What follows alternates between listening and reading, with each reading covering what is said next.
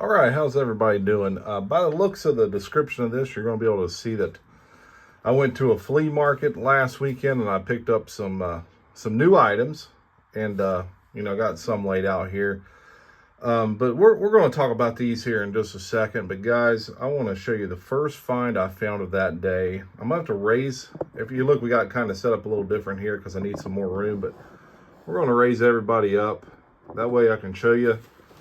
My first buy of that trip, I ran into this Zippo bag. I can't even fit it all in the frame, but if you look, it's a carrying bag. Unzips all the way, but what it has a lot of spaces for you to put your Zippo lighters. And guys, this thing's in pretty perfect condition. That's the show side, and here's the pile side, but it's just a double strap carrying case with a zipper that works just fine on it. Actually, it's got a double zip, two-way zipper or whatever you call it. We got some pockets on the outside here. Another pocket there in the front. But guys, this thing right here cost me a whopping $2.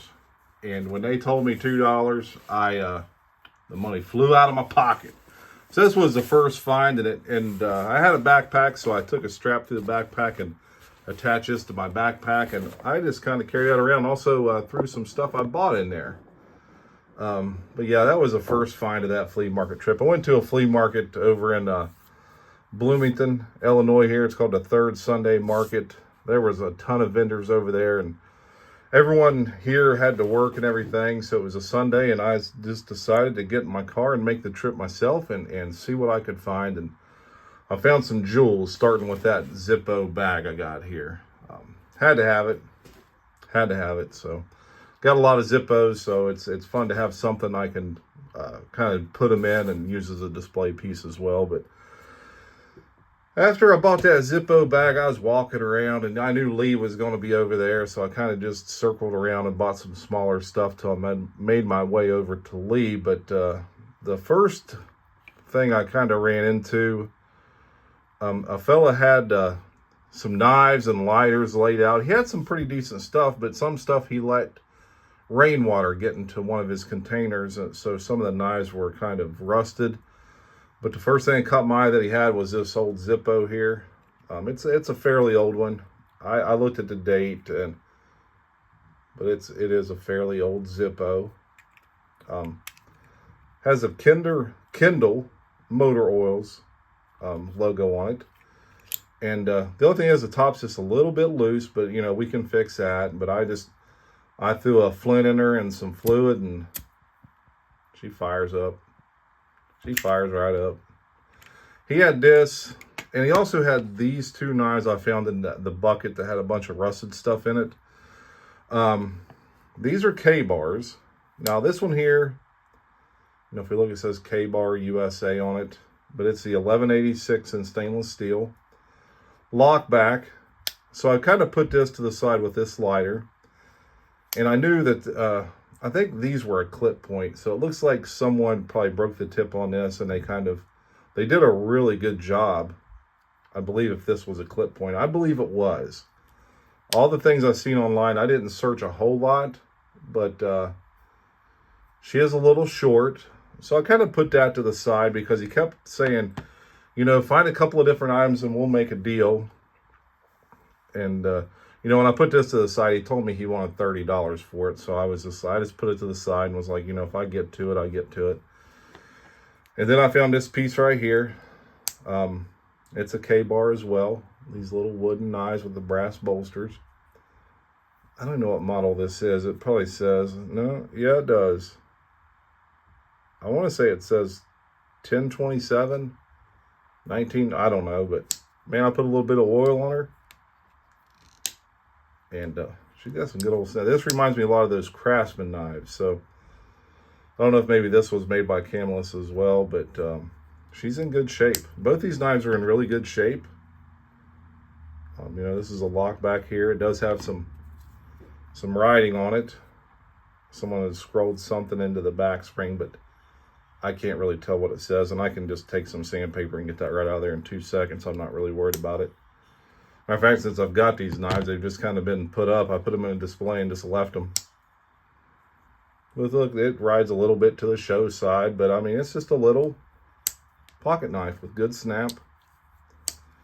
So I had all these, kind of had me a little pile with these three things right here. And, you know, I said, I can't give you 30 for this. You know, I just can't do it. You know, I said the top is loose. I'll have to work on that. And I said it needs a flint. And,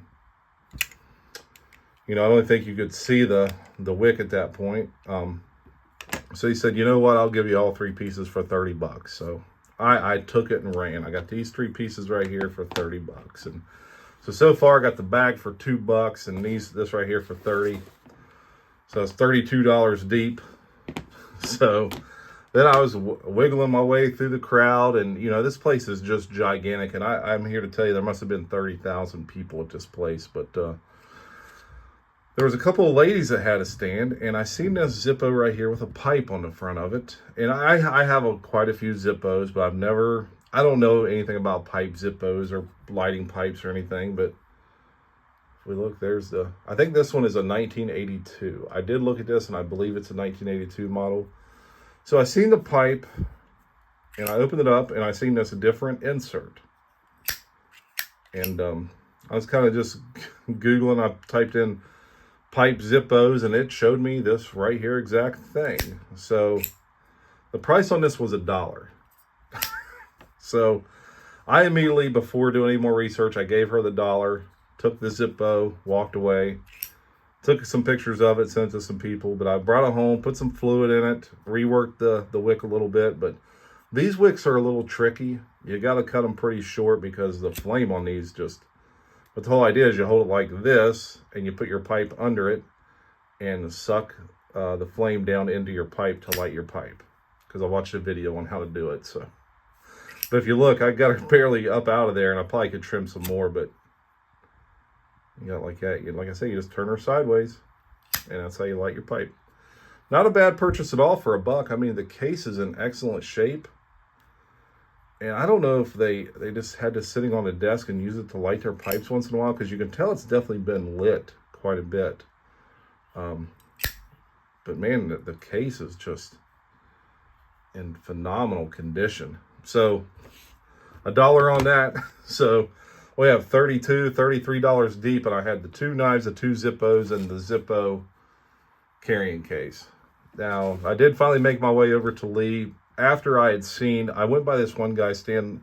I was over there last year, and I seen the same guy, and he had a lot of, like, I want to say World War II era fixed blade knives. You know, like he had them all. You know, he had the Remington, the PAL Remingtons or whatever, however old those are. He had some fighter pilot knives, just some different stuff. But I seen this right here, and I just had to look at it, take a picture, and it said Western Field on it. If we look, it says Western Field, made in the USA. So I kind of just, and he wanted the price was $95. So if we look, it's been rehandled in stag, phenomenal stag. Now we all know Western makes these kind of tools, hatchets, axes, you could call them, because I have a couple of different sets. And matter of fact, I'm going to pull another one out right now so we can kind of compare the two. But oh, I hit the camera with it. But if we look, and I could tell that this one looked so much like the very old one I have, and it's, you know, it's the Western Boulder, Colorado, the patent number on it. If we look at these, I mean, these are darn near identical. So I was talking to Lee, and I knew that piece was there. So I really never purchased anything from Lee. You know, I can get things from him anytime because his store is pretty close to where I work. But man, this stag handle with the brass right there, nice a deep groove in the stag that goes almost all the way down. But I kept thinking about this piece as I was talking to Lee, and I even told Lee about this piece. I was like, hey, there's a guy over there. He's got a Western hatchet. Told him what he wanted for it. And I said, I may go try to make a deal with the guy because the Western Field, what Western did was they made these for Montgomery Wards to sell as their Western Field line, knives and hatchets. They had Western Field all kinds of stuff as their store brand, but I could just tell that this was made by Western. I knew it right from the get-go, and I had to buy it. So I went back, talked to the guy. You know, he's starting to eat his burger for lunch. Super nice guy. You know, I looked at him and I was like, I hate to bother you during your lunch, but I said, can you tell me anything about this piece? He goes, nope. He said, the only thing I can tell you is it's been rehandled. I said, yeah, I do know that. And what gets me is, you know, these are a bifurcated tangs probably. So this is two pieces of a tang that comes down. It's hollow in the middle. So I'm not sure exactly how this is pinned in there, but I say there's a lot of adhesive used, a lot of epoxy probably that's down in there holding all that. So he knew I was interested, and he goes, you know, I got $95 on it. He said, I'll drop it down $10 to $85 for you. And I'm like, to make it easy and to make me sleep good at night, I said, I got 420s. I'll give you $80 right now. And he didn't hesitate. He said, deal. So for $80, I thought, why not? I didn't buy a lot. I didn't spend a lot of money on other stuff. And this just spoke to me. So I immediately started talking to people and showing them about this Western Field axe. And, you know, I did some research and found it was made by Western for Montgomery Wards. So then a fellow I speak to, we send emails back and forth. He's a good friend of Warthogs. And I hope you're watching this, buddy. I don't want to shout his name out or anything, but, you know, because I don't know if he's comfortable with that. But he sent me, and, you know, I said, now I got to find a Western Field knife and the sheath to go along with this. Well, he had actually found a knife, a Western Field knife. And I believe it is the same version of this knife right here, I believe. I'm not 100% sure, but, you know, it looks about the same as this one here. So I always, if I see something I like on eBay, I always hit the like button and I give it a day. Because what will happen is, if it's, you know, like a buy now price, what they'll do is they'll send you offers. So it's $55, but it was high shipping, like $9. So I liked it. He sent me an offer of $50. I sent him one back of $40. He sent me one back of $45, and I sent him one back of $42, and now the knife is on its way to me. So, so $55 total to get the knife to me. So what I'm going to do is I'm going to have that knife with this axe, and you guys all know I have a leathersmith here in the house, and what she will do is she will just model this sheath right here and make the exact same thing, and I'll have a whole nother set. So it'll give me three sets of Western knife axe combos. But guys, would you let this sit? If you're a Western nut like me, and you guys know I used to do the Western Wednesday videos, but if you're a Western nut like me, you gotta pull the trigger on something like this. I mean, I just couldn't, in good faith, leave this sit there. And I could clean it up and get all this off of here, but I think I'm gonna leave it as it is. I'm gonna be honest with you. I think I'm just gonna leave it. Because the knife coming, it has full patina on it, so I think I'm just going to leave it. Gives it a little character, and it won't make me, you know, afraid to touch it or mess with it. So yeah, guys, those were my pickups. So 80, well, what do we have? We got 30, 31, 32, 33, plus 80. What is that?